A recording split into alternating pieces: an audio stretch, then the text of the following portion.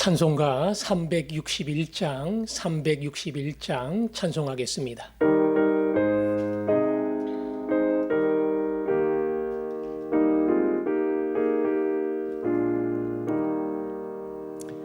기도하는 이 시간 주께 무릎 꿇고 우리 구세주 앞에 다 나아가네. 믿음으로 나가면 주가 보살피사 크시는 해를 주네. 거기 기쁨 있네. 기도 시간에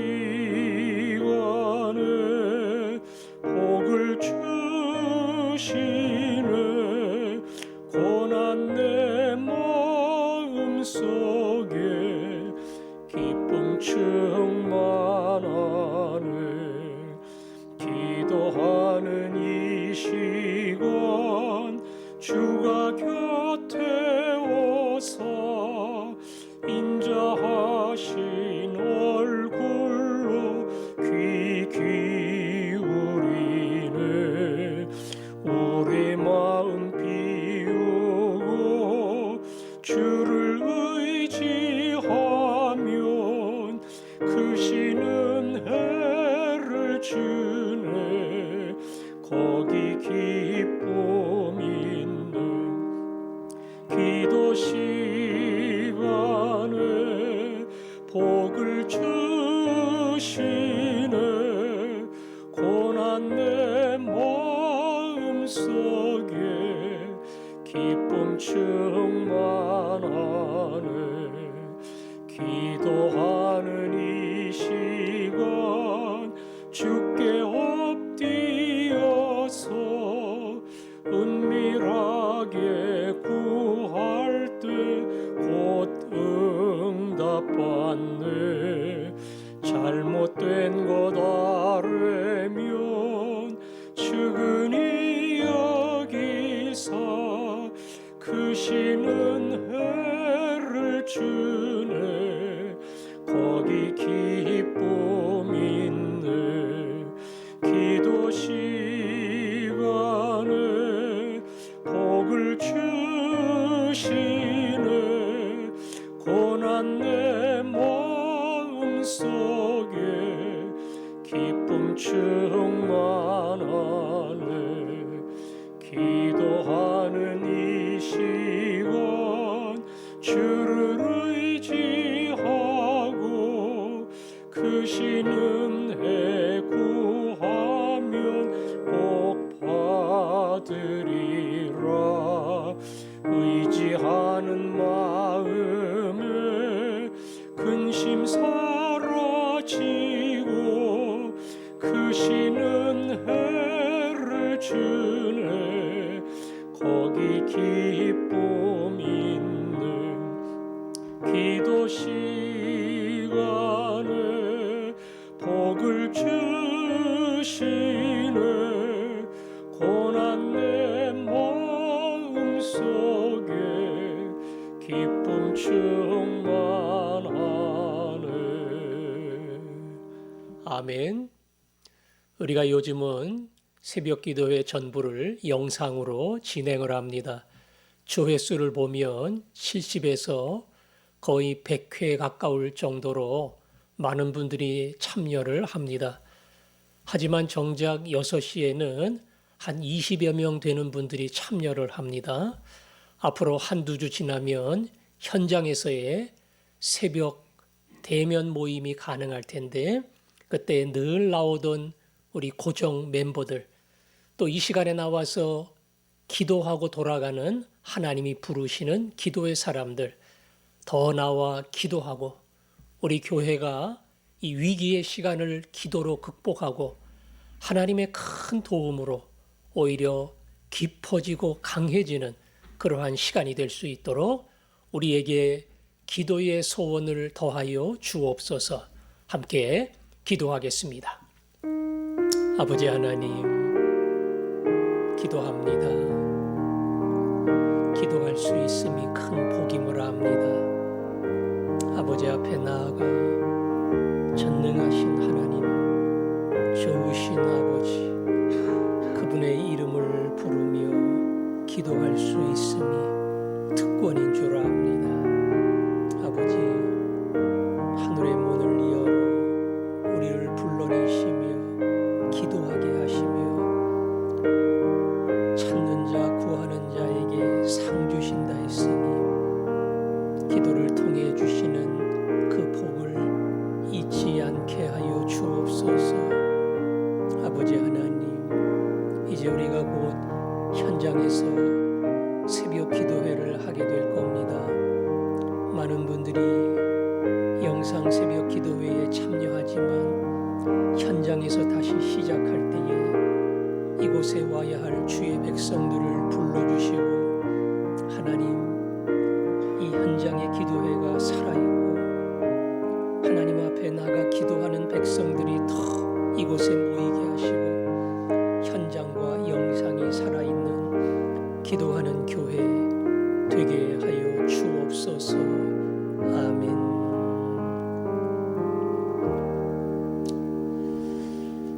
아버지 하나님, 예배당에 모이지는 못하지만 영상으로 새벽 기도회에 참여하며 하나님 앞에 엎드려 고개를 숙이게 하시니 감사합니다. 조만간 현장 새벽 기도회가 가능하게 될 텐데 이곳으로 와야 할 거룩한 부담을 가진 분들이 모이게 하시고 영상 기도회에 참여하면서 현장 모임을 향한 사모함을 주셔서 또 다른 기도의 부담자들이 늘어나게 하시고 모이는 이 현장에서 뜨거운 기도가 일어나며 현장에 참여하는 모든 분들이 함께 하나님 앞에 나아가는 기도로 세워지는 교회가 되게 해 주옵소서. 예수님 이름으로 기도합니다. 아멘. 디도서 1장 15절, 16절 두 절 말씀 같이 읽겠습니다. 1장 15절, 16절 시작. 깨끗한 자들에게는 모든 것이 깨끗하나 더럽고 믿지 아니하는 자들에게는 아무것도 깨끗한 것이 없고 오직 그들의 마음과 양심이 더러운지라. 그들이 하나님을 시인하나 행위로는 부인하니 가증한 자요 복종하지 아니하는 자요 모든 선한 일을 버리는 자니라. 아멘. 디도는 그레데의 섬, 그 섬, 지금은 나라지요. 그 커다란 큰 섬 나라에서 목회를 하는 목회자였습니다. 거기도 이 할레파를 중심으로 하는 이단들이 꽤 많았는데 문제는 그레데의 많은 사람들이 그 이단에 빠져가고 그저 편한 길, 쉬운 길, 골치 아픈 것이 없이 자기가 마음대로 할 수 있는 그런 길을 선택하는 사람들이 많았다는 겁니다. 그런 목회지에서 목회하는 디도는 굉장히 힘들었을 것이고 그 거친 마음의 밭을 어떻게 기경해야 될 것인가 이런 거에 대해서 많은 고민을 했을 겁니다. 오늘 바울은 디도에게 또 이야기합니다. 깨끗한 자들에게는 모든 것이 깨끗하나 더럽고 믿지 아니하는 자들에게는 아무것도 깨끗한 것이 없고 오직 그들의 마음과 양심이 더러운지라. 깨끗한 눈을 가진 사람에게는 모든 것이 깨끗하게 보이지만 더러운 눈을 가진 사람에게는 모든 것이 더러운 것으로 보인다. 당연한 논리겠죠? 어떤 선글라스를 끼느냐에 따라서 조금 붉은색으로 보이기도 하고 파란색으로 보이기도 합니다. 그 사람이 붉은 거 아닙니다. 그 사람이 파란 거 아닙니다. 내 눈이 파래졌기 때문에, 내 눈이 붉어졌기 때문에 그 사람들이 그렇게 보이는 것 뿐이에요. 바울이 디도에게 강조하는 건 뭡니까? 저 사람이 어떻다, 상황이 어떻다, 문제가 생겼다, 이게 아니라 그것을 어떤 눈으로 바라봐야 하느냐. 그걸 바라보는 사람들, 성도의 마음 자세가 더 중요하다는 거지요. 그래서 15절 끝에 그랬죠. 오직 그들의 마음과 양심이 더러운지라. 문제는 그들의 마음이 깨끗하냐, 더러우냐. 이게 문제지. 상대방이 더럽고 깨끗한 거, 이것이 사실상 더 이상의 문제가 될 수 없다는 겁니다. 그런데 나는 문제가 없다고 생각하고 저 사람이 문제가 있어. 저 사람에게 자꾸 뭔가 잘못된 것이 발생하고 저 사람 통해서 이것저것 갈등의 문제가 생겨 항상 그 사람이 문제라고 생각하는 그런 우리 자신이 실제적으로는 더 큰 문제라고 하는 것. 내 눈이 문제야. 그 눈이 어두워지면 더러워지면 모든 것이 더러워진다. 그에 대해 성도들의 마음이 깨끗하면 모든 것을 깨끗한 마음으로 볼 수 있다. 진리의 말씀 앞에 그 말씀을 내 이기적인 입장에서 받아들이지 않고 그냥 말씀 그대로, 사도의 가르침 그대로, 예수님이 주신 은혜의 말씀 그대로 받아들이면 그 말씀이 내 영적 시야를 밝게 하고 다른 사람도 그런 눈으로 보게 만드는데, 그렇지 않고 세상의 논리와 율법과 할례의 논리를 따라가면 그때는 뭔가 노력과 공로와 자기 의의를 내세우고 그걸 가지고 다른 사람 판단하고 정죄하는 그런 교만한 사람이 되고 만다는 겁니다. 그래서 내 자신이 깨끗한 신앙의 눈을 갖는 것이 중요하다. 이것과는 조금 별개지만 교회 생활을 하면서도 종종 여러 가지 문제로 갈등을 겪고 부딪히고 때로는 언성을 높이고 그리고 싸울 때도 있습니다. 왜 언성이 높아집니까? 왜 싸우게 됩니까? 그 사람이 문제지요. 그 사람이 자기 것만 주장하고 고집을 부리고 자기 잘못을 인정하지 않기 때문에 그래서 자꾸 이런 갈등과 다툼이 일어나는 겁니다. 그런데 가만히 자기를 돌아보고 오늘 이 말씀을 마음판에 새겨야 합니다. 과연 그 사람이 문제인가? 내가 문제인가? 그런 일이 교회에서 한 번 정도 발생했다면 그럴 수 있지만 내가 2명, 3명 믿음 생활하면서 이 교회 안에서 여러 명과 그런 갈등을 겪고 때로는 상처를 받고 그 사람하고의 관계가 멀어졌다. 그러면 지혜가 있고 판단을 바로 하는 사람이라면 이게 내가 뭔가 문제가 있는 것이 아닌가. 이렇게 자신을 돌아볼 수가 있어야 돼요. 한두 번도 아니고 3명, 4명, 5명, 6명 교회 생활하면서 많은 갈등을 겪었는데 다 그 사람들이 문제다. 다 그 사람들이 잘못이다. 그것은 오늘 말씀처럼 내가 혹시 더러운 눈을 가지고 이기적인 눈을 가지고 내 스스로가 이 고집스러운 중심을 가지고 다른 사람을 보는 것은 아닌가. 그렇게 자기 자신을 돌아볼 수 있어야 합니다. 그것이 바른 눈을 가질 수 있는 비결이에요. 오늘 바울은 더러운 눈을 가진 사람들을 이야기하면서 16절에 그들이 가지고 있는 더러운 눈이 무엇이냐?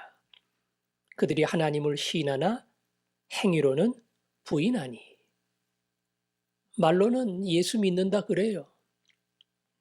나도 신앙인이고 하나님이 주신 구원을 다 믿는다고 하지만 실상은 그 믿음대로 따라가지 않는, 다시 말하면 그 사람이 행동하는 것은 전혀 자기의 말대로 따라가지 않는 다른 길을 따라간다는 거예요. 지금껏 얘기한 이 거짓 교훈을 따라서 내가 말하는 진리대로 가지 아니하고 사실은 내가 인정하고 믿는 대로 갑니다. 그래서 오늘 성경 말씀처럼 가증한 자다. 가증한 자다. 거짓 교훈을 따라가면 뭔가 많이 행동해야 되고 의무감이 생기고 부담을 가질 것 같지만 사실 그 교훈을 따라가면 편합니다. 다른 사람과 갈등을 겪을 것도 없고 그 교훈을 따라가면 내 스스로가 조금만 노력하면 나는 천국 백성이고 조금만 힘쓰면 내 신앙에 대해서 염려할 것이 없는 나는 그런 사람으로 자부할 수 있어요.